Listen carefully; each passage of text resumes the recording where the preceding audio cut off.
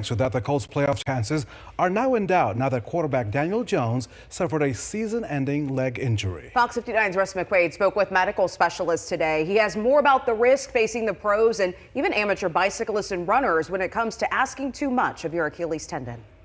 Achilles was a hero of the Trojan War in Greek mythology, but he had one weakness, apparently the same one that has befallen two of Indianapolis's sports heroes in the last 6 months.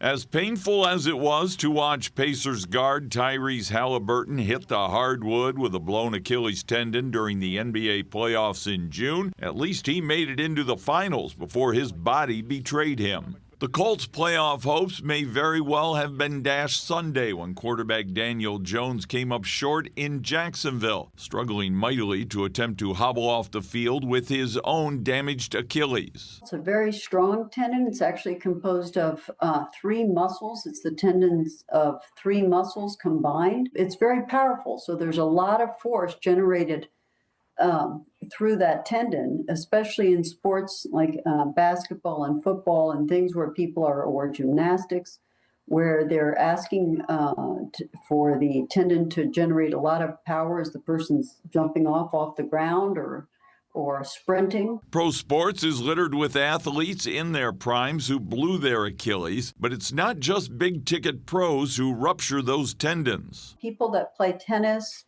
or cycling or runners and things like this. A good stretching regime can reduce the risk of a traumatic tear. But as we expect more of seemingly superhuman athletes, the risk of rupture grows. The concern that I have is that athletes just keep getting bigger, faster, stronger. And so our skeleton hasn't had the ability to kind of adapt at the same rate as our ability to kind of bulk ourselves up and make us superhuman, it seems like. Dr. Rayner told me there is often a warning sign, maybe a twinge or a tenderness in a calf muscle that could be a sign of trouble ahead and a potential Achilles injury.